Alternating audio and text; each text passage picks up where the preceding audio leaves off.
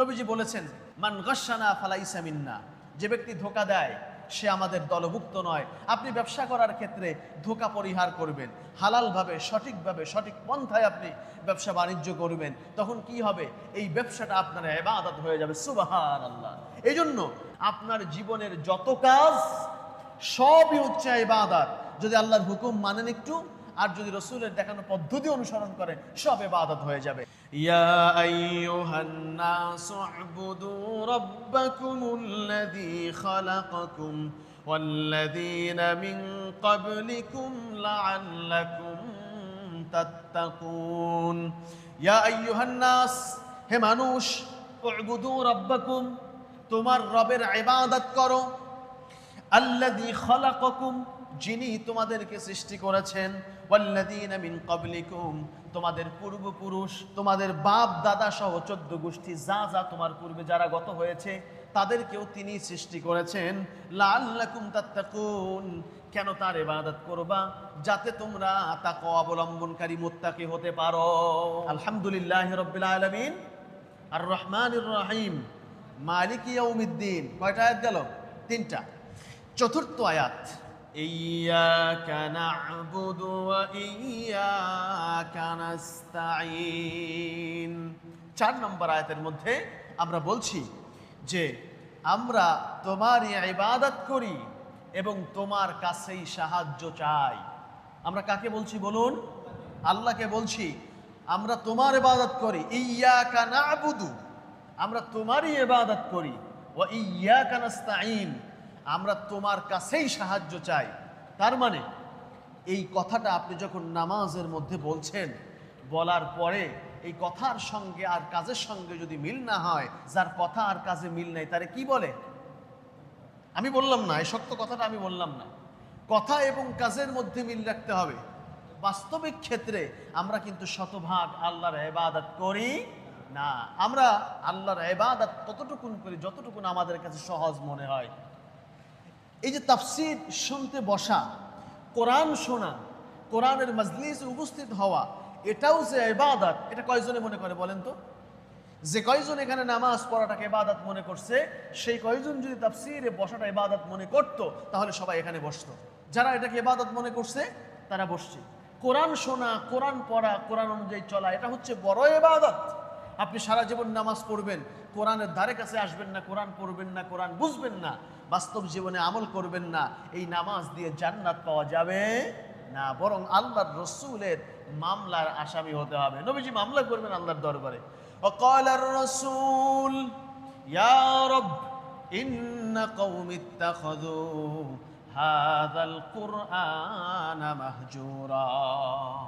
আল্লাহর হাবিব সাল্লাল্লাহু আলাইহি ওয়াসাল্লাম আল্লাহর কাছে বলবেন যে আল্লাহ, আমার এই জাতি, আমার এই কওম, আমার এই উম্মত, তারা এই কোরআনকে অপ্রয়োজনীয় মনে করেছিল।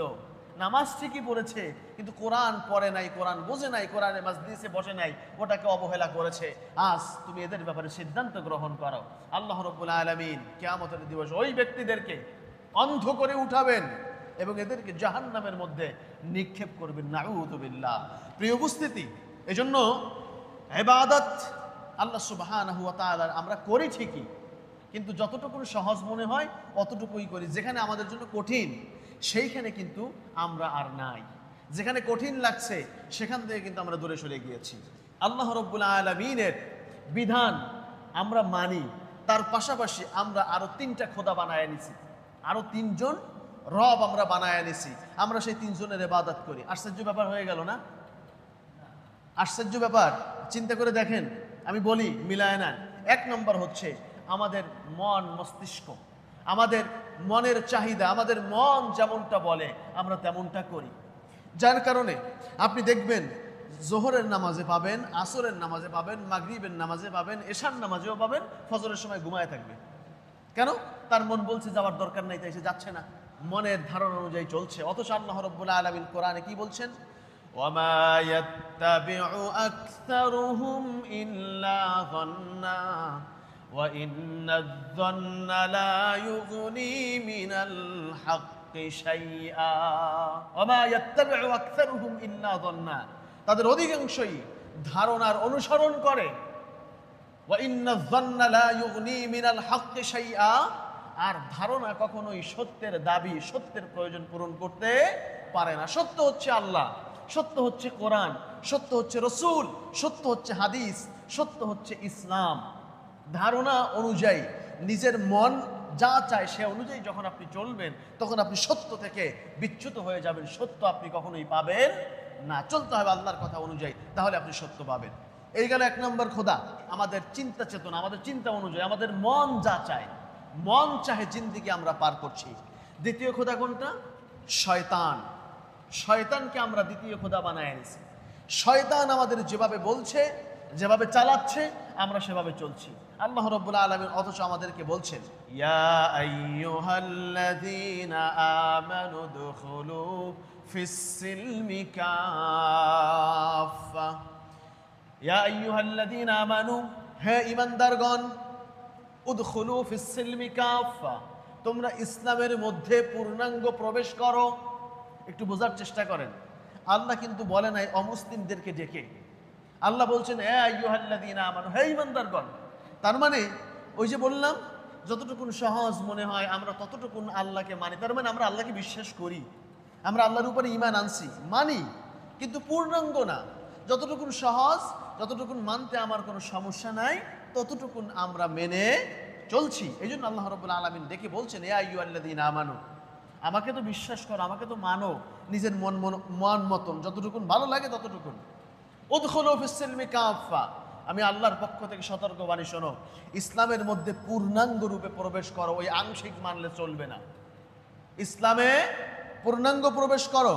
আমার আদেশ, আমার নিষেধ তোমার সর্বোচ্চটুকুন দিয়ে মানতে হবে। তোমার সর্বোচ্চটুকুন দিয়ে তোমাকে মানতে হবে, কোনো অজুহাত চলবে না। এরপর আল্লাহ কি বলছেন?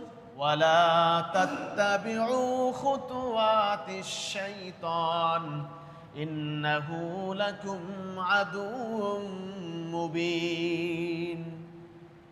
ইসলামে পূর্ণাঙ্গ প্রবেশ করো, এই কথা বলার পর আল্লাহ জানাচ্ছেন ওয়ালা তাত্তাবিউ খুতুওয়াতিশ শাইতান, শয়তানের পদঙ্ক অনুসরণ করো না। কারণ শয়তান চায় কিছু মানো আর কিছু না মানো, নিজের মন মতন চলো, শয়তানের কথা অনুযায়ী চলো। আমি আল্লাহ তোমাদেরকে শোনাচ্ছি, ইন্নাহু লাকুম আদুউম মুবিন।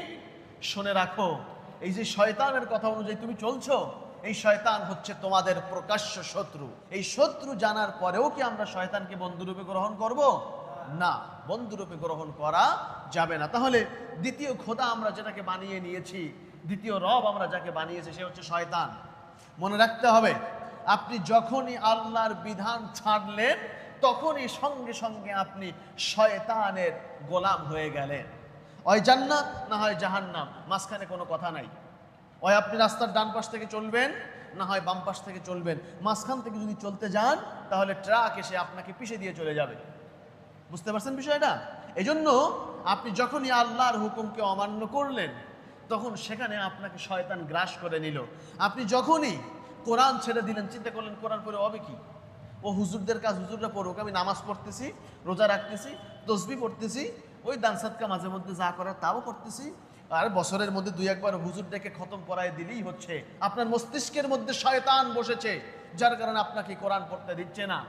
আল্লাহ রাব্বুল আলামিন কোরআনের মধ্যে বলেছেন, ওয়ামান ইয়াশু আন যিকরির রহমান নুকাইয়িদ লাহু শাইতানান ফাহুয়া লাহু করিন।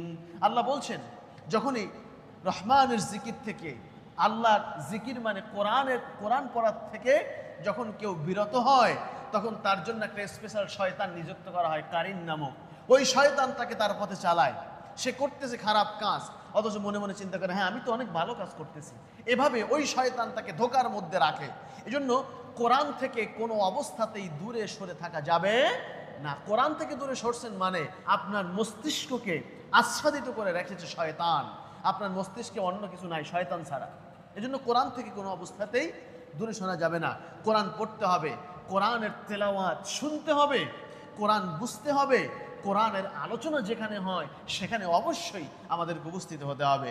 তিন নাম্বার খোদা আমরা যেটা বানায় দিছি, সেটা হচ্ছে মানুষের তৈরি করা আইন ও বিধান। মানুষের তৈরি করা আইন ও বিধানকে আমরা 3 নম্বর খোদা বানায় নিছি। আমরা আল্লাহর বিধানের পাশাপাশি মানুষের বিধান মানি। আমরা ধর্মকর্মের ব্যাপারে, মানে ধর্ম বলতে বুঝি নামাজ, রোজা, হজ, যাকাত, এতটুকুই আমরা মনে করি যে এটাই হচ্ছে ধর্ম, বাকিগুলো সব হচ্ছে কর্ম। আর এই কর্মের ক্ষেত্রে আমরা মানুষের তৈরি করা অর্থনীতি, মানুষের তৈরি করা রাজনীতি, মানুষের তৈরি করা সমাজনীতি, মানুষের তৈরি করা যুদ্ধনীতি, বন্দিনীতি, সন্ধিনীতি, যত নীতি আছে সব গ্রহণ করছি। আর খালি নামাজ, রোজা, হজ, যাকাত, এই অল্প কয়টা জিনিসের মধ্যে আমরা আমাদের ইবাদত বন্দেগীকে সীমাবদ্ধ করেছি। অথচ আপনার জীবনের বিস্তীর্ণ অঙ্গন জুড়ে রয়েছে আল্লাহ সুবহানাহু ওয়া তাআলার বিধান। আপনি যেখানে আর মানুষের তৈরি করা বিধান মানবেন, ওখানে আপনি আল্লাহর বিধানকে অমান্য করলেন। অর্থনৈতিক জীবনে আপনি যখনই আল্লাহর দেখানো পদ্ধতি অনুযায়ী যাকাত ভিত্তিক অর্থ ব্যবস্থা ছাড়বেন, ইসলামী অর্থনীতি যখন ছাড়বেন, তখন আপনাকে সুদভিত্তিক অর্থনীতি চেপে ধরবে। পুঁজিবাদী অর্থ ব্যবস্থা, শয়তানের তৈরি করা এই অর্থ ব্যবস্থা, এই সুদভিত্তিক অর্থ ব্যবস্থা আপনার উপরে চেপে বসবে, আপনাকে শোষণ করবে, শুধু শোষণই করবে। এটা আপনার কোনো কল্যাণ দিবে না। অথচ সুদ হচ্ছে স্পষ্ট রূপে হারাম। জীবনের কোনো ক্ষেত্রে মানুষের তৈরি করা কোনো বিধান মানা যাবে না। কেন যাবে না? আল্লাহ বলছেন, আলা লাহুল খালকু ওয়াল আমর, সৃষ্টি যার, আইন চলবে তার। একমাত্র আল্লাহ সুবহানাহু ওয়া তাআলা। আমরা কার সৃষ্টি? আল্লাহ। এই জমিন, এই আসমান, এই পৃথিবী সব কিছু হচ্ছে আল্লাহ সুবহানাহু ওয়া তাআলার সৃষ্টি। তাই তার বিধান অনুযায়ী সব কিছু চলবে। যখনই আল্লাহর সৃষ্টি, আল্লাহর বিধান বাদ দিয়ে মানুষের বিধান দিয়ে চালানোর চেষ্টা করবেন, তখন সেটা ধ্বংস হবে, তখন সেটা নষ্ট হবে, তখন সেটা ক্ষতিগ্রস্ত হয়ে যাবে। এই যে দেখুন, সামান্য মোবাইল ফোন, ল্যাপটপ, কম্পিউটার, এই মাইক, যা কিছু বলেন না কেন, এইগুলো যে তৈরি করেছেন তার সিস্টেম অনুযায়ী আমাদেরকে চালাতে হয়। এর বাইরে কিন্তু আমরা চালাতে কোনো অবস্থাতেই পারি না। এর বাইরে যদি আপনি চালাতে যান, আপনি যদি বলেন মাইক চলে বিদ্যুৎ দিয়া, আমি বিদ্যুৎ দিয়ে চালাবো না, পেন্সিল ব্যাটারি দিয়ে চালাবো, রিমোটের ব্যাটারি দিয়ে চালাবো, চলবে কোনোদিন? কোনোদিন চলবে না। আপনি ওর উপরে এক্সপেরিমেন্ট চালাবেন, গুতাইতে গুতাইতে নষ্ট বানাবেন, কিন্তু কোনোদিন চলবে না। এভাবে করে মোবাইল ফোন যিনি তৈরি করেছেন, যে বাটন দিয়ে অন করা আপনাকে শেখানো হয়েছে, যেটার থেকে ফোন অন করে, ওইটা বাদ দিয়া আপনি যদি অন্য বাটন চাপে ধরে সারাদিন বসে দেন, ফোন কি চলবে? চলবে না। যে বাটন চাপ দিয়ে ফোন রিসিভ করে কানে ধরতে হয়, ওইটা চাপ না দিয়ে আপনি উল্টা একটা চাপ দিয়ে বসে থাকবেন, কোনোদিন রিসিভ হবে? হবে না। তার মানে এই মোবাইল যে বানাইছে, তার পদ্ধতি অনুযায়ী আপনাকে ওটাকে চালাতে হবে, তাহলে ওটা সঠিকভাবে চলবে। যখনই ওইটা আপনি করলেন না, তখন আপনি ওইটাই ক্ষতিগ্রস্ত করলেন। প্রিয় উপস্থিতি, এই জন্য আল্লাহ বলছেন, আলা লাহুল খালকু ওয়াল আমর, সৃষ্টি যার, আইন চলবে তার। আমরা যে বললাম ইয়্যাকা না'বুদু ওয়া ইয়্যাকা নাস্তাঈন, আমরা তোমার ইবাদত করি, তোমারই গোলামি করি। এই যে বললাম তোমার ইবাদত করি, আমাদেরকে আল্লাহ মূলত সৃষ্টি করেছেন তার ইবাদতের জন্য। সূরা জারিয়াতের 56 নম্বর আয়াতে আল্লাহ বলছেন, ওয়ামা খালাকতুল জিন্না ওয়াল ইনসা ইল্লা লিয়াবুদুন, আমি মানুষ এবং জিনকে সৃষ্টি করেছি আমার ইবাদতের জন্য, এছাড়া অন্য কোনো উদ্দেশ্যে আমি সৃষ্টি করি নাই। এখন আল্লাহ যদি আমাদেরকে তার ইবাদতের জন্য সৃষ্টি করেন, আর আমরা যদি ইবাদত মনে করি নামাজ, রোজা, হজ, যাকাত, এই সামান্য কয়েকটা জিনিসকে, তাহলে তার বাইরে যা করি সেগুলো সম্পূর্ণ ইবাদতের বাইরে, তাহলে সেগুলো ইবাদত না। আর ওইগুলো তো আল্লাহ আমাদেরকে করার জন্য সৃষ্টি করেন নাই, তাহলে ওইগুলো আমরা করতেছি, বিনিময়ে কি জাহান্নাম যাওয়া লাগবে না? তাহলে সংসার ধর্ম এটা তো ইবাদতের মধ্যে পড়ে না, বাজারঘাট করা ইবাদতের মধ্যে পড়ে না, চাকরি করা ইবাদতের মধ্যে পড়ে না, ব্যবসা করা ইবাদতের মধ্যে পড়ে না। পড়ে? কি মনে হয় আপনাদের পড়ে? এই তো ভুল বুঝেছি আমরা। এই সবই হচ্ছে ইবাদত। আপনার সংসার, ব্যবসা বাণিজ্য, চাকরি বাকরি, বাজারঘাট, সন্তান জন্ম দেয়া, সন্তান প্রতিপালন করা, সন্তানের মুখে খাবার তুলে দেয়া, আর কি বলবো বলেন? স্ত্রীর যে আপনি শাড়িটা কিনে দিচ্ছেন, ওটাও ইবাদত। রাসূল বলেছেন এই প্রত্যেকটা সাদকায়ে জারিয়ার সওয়াব বহন করে। সুবহানাল্লাহ। প্রত্যেকটা কাজ করার সময় আপনাকে খেয়াল রাখতে হবে আল্লাহর হুকুম, আল্লাহ যেভাবে আদেশ করেছেন এবং রাসূল ওই কাজটা যেভাবে করেছেন, এই দুইটা পদ্ধতি মেনে আপনি যখনই করবেন, তখন ওই কাজটা হয়ে যাবে ইবাদত। সুবহানাল্লাহ। উদাহরণ, আপনি ব্যবসা করবেন আপনার প্রয়োজনে, দুনিয়ার জীবন চালানোর জন্য। এই ব্যবসার ক্ষেত্রে আল্লাহ কি মূলনীতি দিয়েছেন? আল্লাহ কি বলেছেন? আল্লাহ বলেছেন ওজনে কম দিও না, খাদ্যে ভেজাল দিও না, মাপটা সঠিক রাখো। এই যে কথাগুলো আল্লাহ বলেছেন, আপনি ব্যবসার সময় এটা খেয়াল রাখবেন। এবং এই ব্যবসার ব্যাপারে নবীজি সাল্লাল্লাহু আলাইহি ওয়াসাল্লাম কি পদ্ধতি অনুসরণ করেছেন? নবীজি বলেছেন, মান গাশশানা ফালাইসা মিন্না, যে ব্যক্তি ধোঁকা দেয় সে আমাদের দলভুক্ত নয়। আপনি ব্যবসা করার ক্ষেত্রে ধোঁকা পরিহার করবেন, হালালভাবে, সঠিকভাবে, সঠিক পন্থায় আপনি ব্যবসা বাণিজ্য করবেন। তখন কি হবে? এই ব্যবসাটা আপনার ইবাদত হয়ে যাবে। সুবহানাল্লাহ। এই জন্য আল্লাহ বলছেন যে মানুষ আমি সৃষ্টি করছি আমার ইবাদতের জন্য। আপনার জীবনের যত কাজ সবই হচ্ছে ইবাদত।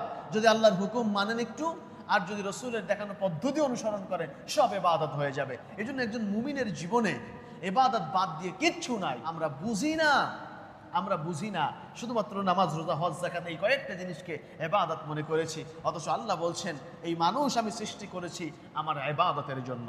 প্রিয় উপস্থিতি, সূরা বাকারার 21 নম্বর আয়াতের মধ্যে আল্লাহ বলছেন, ইয়া আইয়ুহান নাসু উবুদু রাব্বাকুমুল্লাযী খালাকাকুম ওয়াল্লাযীনা মিন ক্বাবলিকুম লাআল্লাকুম তাত্তাকুন। ইয়া আইয়ুহান নাস, হে মানুষ, উবুদু রাব্বাকুম, তোমার রবের ইবাদত করো। আল্লাযী খালাকাকুম, যিনি তোমাদেরকে সৃষ্টি করেছেন।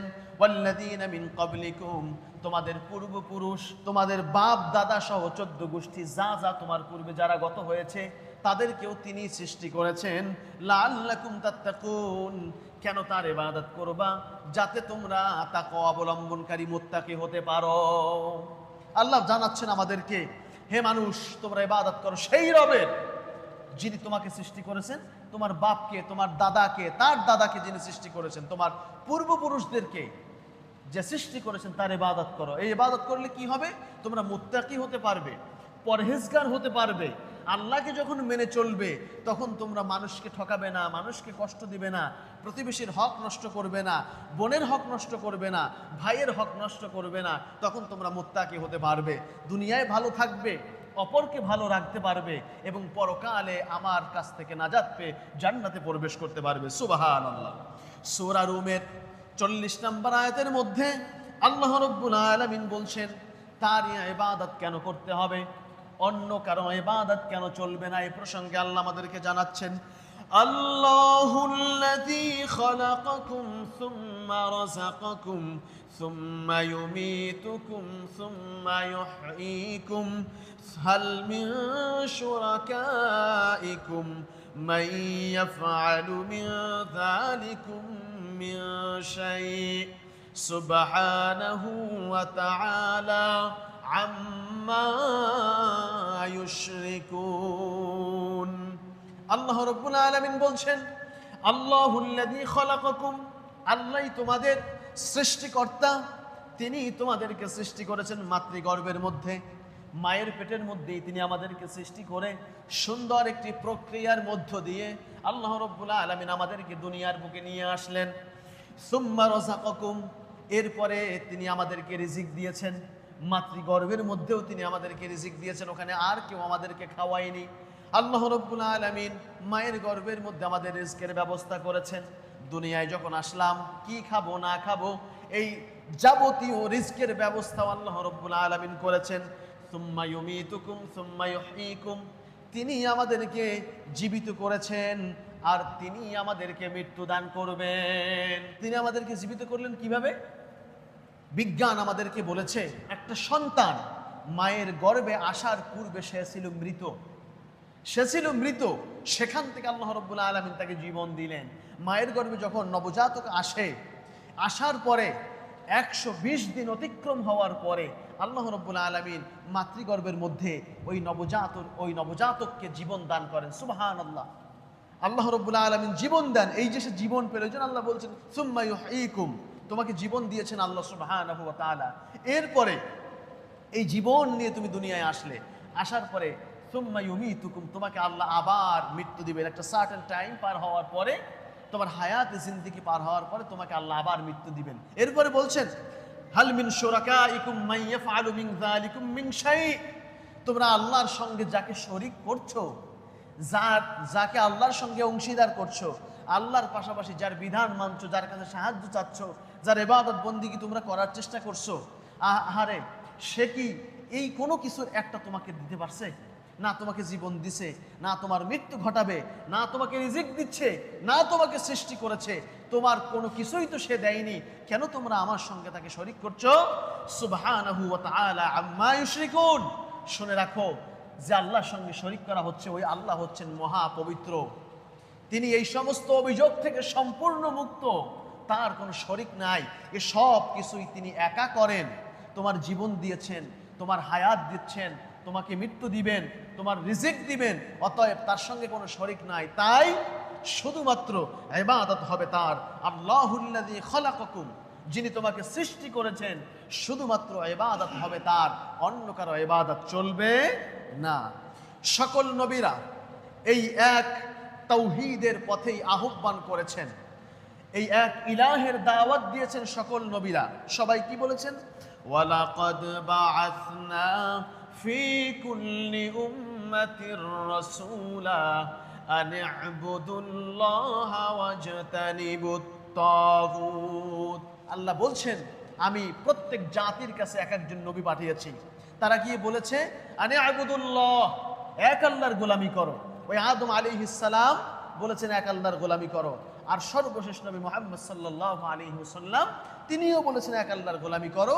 আর ওয়াজতানিবুত তাগুত, তাগুতকে বর্জন করো। তাগুত মানে হচ্ছে সেই শক্তি, যে শক্তি শুধু নিজেই আল্লাহর আইন অমান্য করে না, বরং অন্যকেও আল্লাহর আইন অমান্য করতে বাধ্য করে।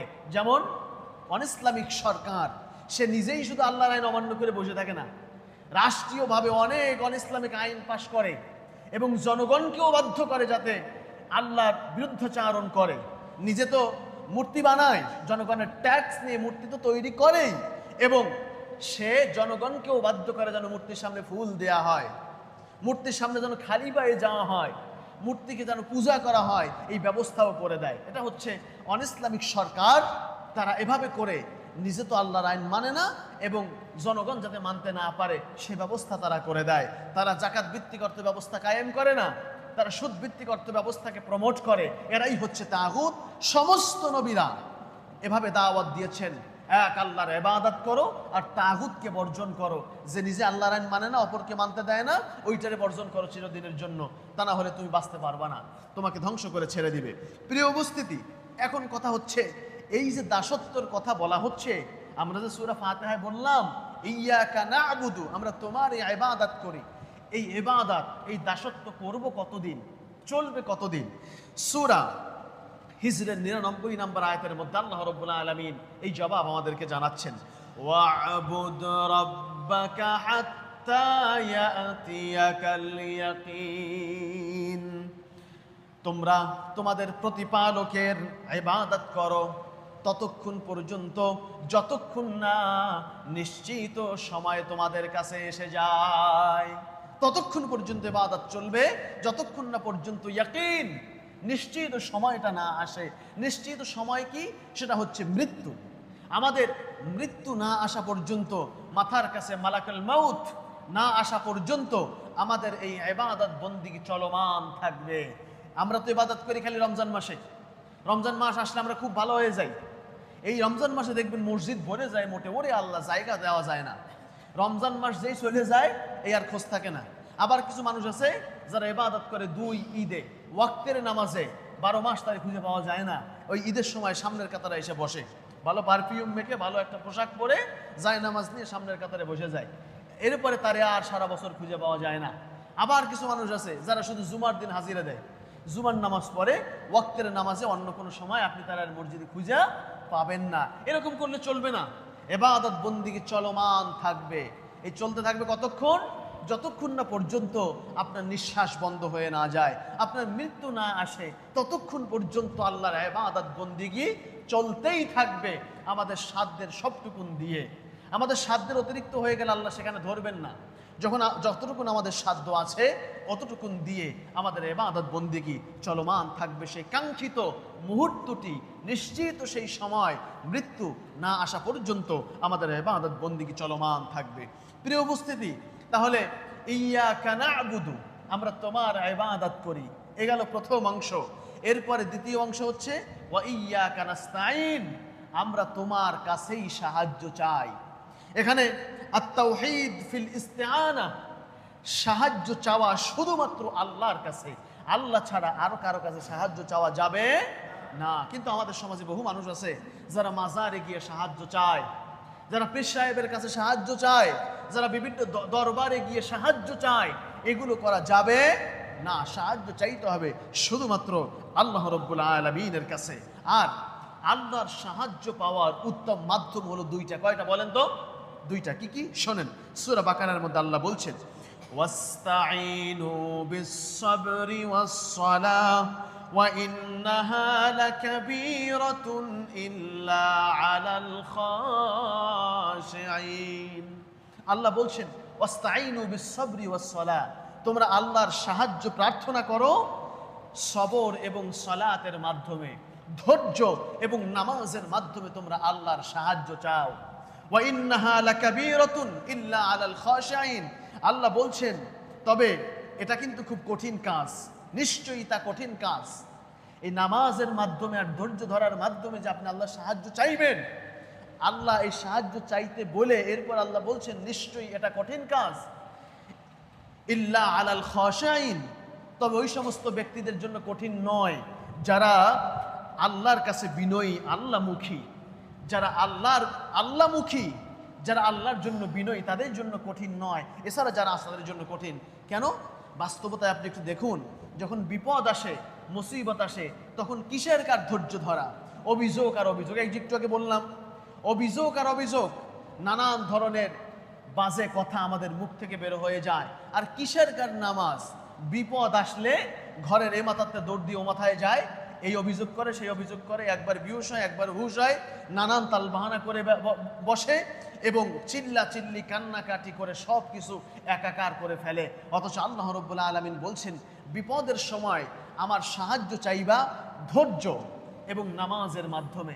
এজন্য ওয়া ইয়্যাকা নাস্তাঈন, এই যে সাহায্য চাওয়ার কথাটা, এটা কিন্তু আমরা নামাজের মধ্যে বলছি। তার মানে আল্লাহ আমাদেরকে শিক্ষা দিচ্ছেন যে সাহায্য চাইতে হবে নামাজের মাধ্যমে। নবীজি যখন কোনো মুসিবতের মধ্যে পড়তেন তখন সঙ্গে সঙ্গে নামাজে দাঁড়িয়ে যেতেন। সাহাবীরা যখন কোনো মুসিবত উপলব্ধি করতেন, কোনো সমস্যায় পড়তেন, তখন এই সঙ্গে সঙ্গে মসজিদ নববীর মধ্যে এসে সাথে সাথে সলাতে দাঁড়ায় যাইতেন, আল্লাহর কাছে মোনাজারি করতেন। সাজদার মধ্যে, রুকুর মধ্যে, রুকুর থেকে উঠে দাঁড়িয়ে দুই সাজদার মাঝখানে তাশাহুদে সালাম ফিরানোর পূর্বে তারা আল্লাহর কাছে সাহায্য চাইতেন বিভিন্ন দোয়ার মাধ্যমে, আল্লাহর কাছে সাহায্য চাইতেন। অতএব সলাতের মাধ্যমে আল্লাহর সাহায্য চাইতে হবে। প্রিয় উপস্থিতি, এজন্য আজকের থেকে মনে রাখবেন, যখনই বিপদ আজ করবেন তখন ধৈর্য ধরবেন এবং সঙ্গে সঙ্গে নামাজে দাঁড়ায় যাবেন। আমার স্ত্রীকে যখন সিজার করার জন্য যখন ঢুকানো হলো, ওর এইচজিপিটির পরিমাণ ছিল অনেক বেশি। ডাক্তার খুব আমাকে বলেছিল যে খুব সমস্যা, এখানে প্রাণ নাশের আশঙ্কা আছে, সন্তান অথবা মায়ের। আমি তখন কি করব, উপায় তো নাই, ঢুকায় দিলাম সিজারের মধ্যে। চাইছিলাম নরমাল, কিন্তু হয়নি। ওই অপারেশন থিয়েটারের মধ্যে নেওয়ার পরে আমি নামাজে দাঁড়াইছি। পরবর্তী সময় যে রিপোর্ট শুনলাম, যা শুনলাম, তাতে আমার আল্লাহ যদি দয়া করে আমার স্ত্রীকে না রাখতো তাহলে কোনো ডাক্তারের ক্ষমতা ছিল না বাঁচানোর। এইরকমের ক্রিটিক্যাল সিচুয়েশন তৈরি হয়েছিল অপারেশন থিয়েটারের মধ্যে। আল্লাহ রাব্বুল আলামিন রক্ষা করেছেন। প্রিয় উপস্থিতি, এজন্য কঠিন মুহূর্তে যখন আপনি বিপদে পড়বেন, এদিক সেদিক না তাকায়া আগে নামাজে দাঁড়ায়া যাবেন। সাহায্য ওর মধ্য দিয়ে ইনশাআল্লাহ আসবেই আসবে, ইনশাআল্লাহ, এটা পরীক্ষিত। প্রিয় উপস্থিতি, নবীরা কোনো বিপদ এবং মুসিবতের সম্মুখীন হয়েছেন, তাদের যখন সাহায্যের প্রয়োজন হয়েছে তখনই তারা সাহায্য চেয়েছেন আল্লাহ সুবহানাহু ওয়া তাআলার কাছে। সাইয়্যিদনা নূহ আলাইহিস সালাম, তিনি 900 বছর পর্যন্ত তার উম্মতদেরকে দাওয়াত দিয়েছেন, তারা মোটে কথা শোনে না, বরং নূহ আলাইহিস সালামের উপরে জুলুম করতেছে, নির্যাতন করতেছে। এখন যখন আল্লাহর সাহায্য প্রয়োজন হলো তখন নূহ আলাইহিস সালাম আল্লাহর কাছে দাবি করলেন, আল্লাহর কাছে সাহায্য চাইলেন। কি বলে? ফাদা রাব্বাহু আন্নী মাগলুবু ফান্তাসির। নূহ আলাইহিস সালাম তার প্রতিপালককে আহ্বান করলেন, তার প্রতিপালককে ডেকে বললেন, আমি পরাভূত হয়েছি, আমি পরাজিত হয়েছি, এখন আমি তোমার সাহায্য প্রার্থনা করছি, আমি তোমার কাছে সাহায্য চাই। আল্লাহর কাছে নূহ আলাইহিস সালাম সাহায্য চাইলেন। যখন দেখলেন তার জাতি আর কথা শোনে না, কাজ হয় না, এত দাওয়াত দিচ্ছেন, এত কষ্ট করছেন, কোনো অবস্থাতে কাজ হচ্ছে না, তখন আল্লাহ সাহায্য চাইল। আল্লাহ সাহায্য করলো এই কাফেরের গোষ্ঠীদেরকে প্লাবন দিয়ে, মহাবন্যা দিয়ে সবগুলারে একদম সমূলে ধ্বংস করে দিলেন। মূসা আলাইহিস সালামের যখন সাহায্য প্রয়োজন হলো তখন তিনি আল্লাহর কাছে সাহায্য চেয়েছিলেন। তিন দিক থেকে যখন মূসা আলাইহিস সালামকে ফেরাউনের বাহিনী ঘিরে ফেললো, আর সামনে হচ্ছে লোহিত সাগর, এখন যাবে কই, জায়গা নাই। এই কঠিন সিচুয়েশনে মূসা আলাইহিস সালাম আল্লাহর কাছে সাহায্য চেয়েছেন। মূসা নবীর সঙ্গী যারা ছিল, তার সাথে যারা, তখন ওই সঙ্গীরা মূসাকে বলল, হে মূসা, ইন্না লামুদরাকুন, আমরা তো পাকড়াও হয়ে গিয়েছি, আমাদের তিন দিকে ফেরাউনের বাহিনী, সামনে আপনার দরিয়া, যাব কোথায়, কোনো তো উপায় নাই, আমাদের এখন মরা ছাড়া আর কোনো পথ নাই।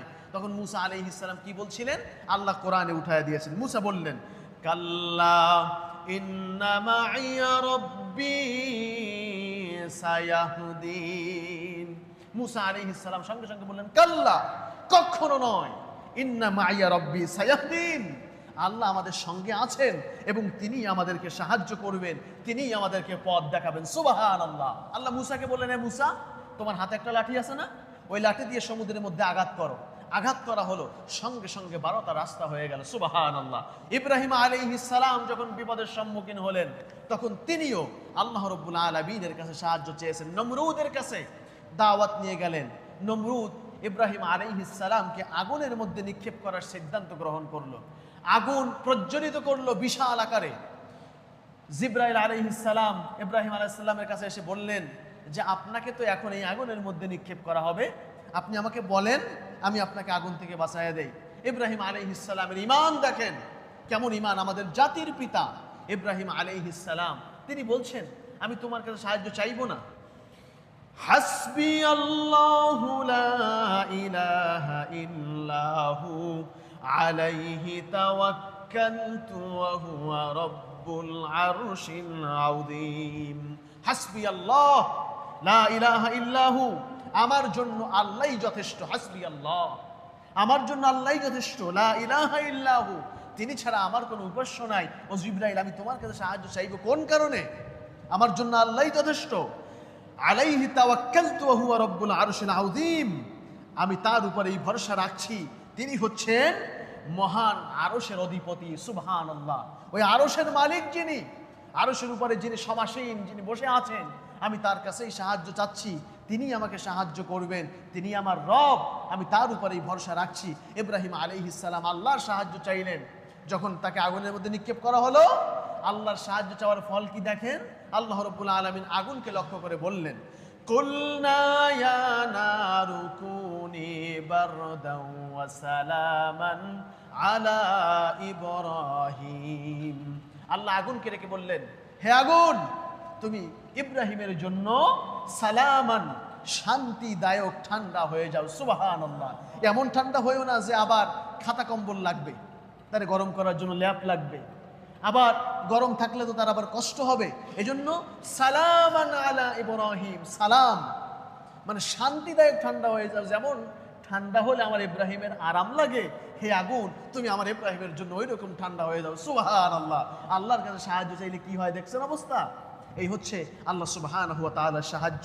ইউনূস আলাইহিস সালাম যখন কঠিন বিপদের মুখে, তখন আল্লাহ রাব্বুল আলামিনের সাহায্য চাইলেন।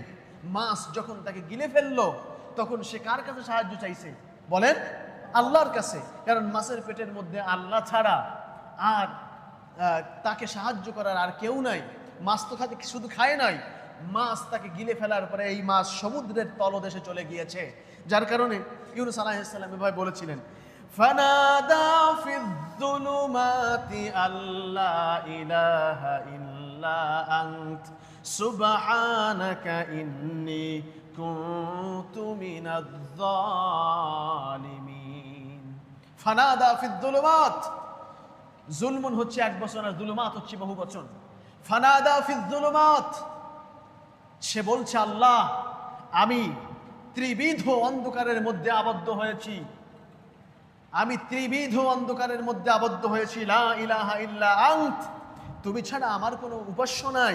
সুবহানাকা ইন্নী কুনতু মিনায-যালিমিন, তুমি পবিত্র, তুমি আমার প্রতি রহম করো, আমি তো নিজের প্রতি জুলুম করেছি, আমি অন্যায় করে ফেলেছি।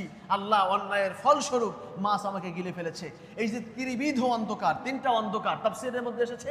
একটা হচ্ছে মাছ গিলে ফেলেছে, এই যে মাছ গিলে ফেলার কারণে মাছের পেটের মধ্যে অন্ধকার, এই মাছ আবার পানির মধ্যে ডুবেছে, এই পানির অন্ধকার, এবং এই মাছ সমুদ্রের একদম তলদেশে চলে গিয়েছে, যেই সমুদ্রের তলদেশ হচ্ছে আরো অন্ধকার। এই তিন ধরনের অন্ধকারের মধ্যে ইউনুস আলাইহিস সালাম নিমজ্জিত থাকার কারণে সে আল্লাহকে ডেকে বললেন, ফানাদা ফিয-যুলুমাত, আল্লাহ আমি ত্রিবিধ অন্ধকারের মধ্যে নিমজ্জিত হয়েছি, তুমি ছাড়া আমার আর কোনো পথ নাই, তুমি আমাকে রক্ষা করো। আল্লাহ রাব্বুল আলামিন ওই মাছের পেটের থেকে ইউনুসের ডাক শুনলেন, জবাব দিলেন এবং তাকে বিপদ থেকে রক্ষা করলেন। শুধু বিপদ থেকে রক্ষা করেননি, বরং আল্লাহ রাব্বুল আলামিন ওয়াদা করেছেন। দেখুন বলছেন আল্লাহ রাব্বুল আলামিন, ফাস্তাজাবনা লাহু ওয়া নাজ্জাইনাহু মিনাল গাম্মি ওয়া কাযালিকা নুনজিল মুমিনিন। আল্লাহ রাব্বুল আলামিন বলছেন, তার আহ্বান কবুল করলাম এবং তাকে দুঃখ কষ্ট থেকে মুক্তি দিয়ে দিলাম। ওয়া কাযালিকা নুনজিল মুমিনিন, আর আমি মুমিনদেরকে এভাবেই মুক্তি দিয়ে থাকি। তার মানে মুমিন যারা হবে তারা যদি বিপদে পড়ে, মুসিবতে পড়ে, আর আমি আল্লাহকে ডাকে, আমি আল্লাহ রাব্বুল আলামিন তাকে মুক্তি দিয়ে দেব। সুবহানাল্লাহ। এজন্য বিপদে পড়ে, মুসিবতে পড়ে সব সময় সাহায্য চাইতে হবে কার কাছে বলেন তো? আল্লাহর কাছে। সূরা ফাতিহা আমরা বলছি, ইয়্যাকা না'বুদু ওয়া ইয়্যাকা নাস্তাঈন, আমরা তোমার ইবাদত করি এবং তোমার কাছেই সাহায্য চাই। আমরা আল্লাহর ইবাদত করি এবং আল্লাহর কাছেই সাহায্য চাই। শুধুমাত্র আল্লাহ সুবহানাহু ওয়া তাআলার কাছেই আমাদেরকে সাহায্য চাইতে হবে, অন্য কারো কাছে সাহায্য চাওয়া যাবে না। প্রিয় উপস্থিতি, সূরাতুল ফাতিহার মধ্যে আমরা এই স্বীকৃতি দিচ্ছি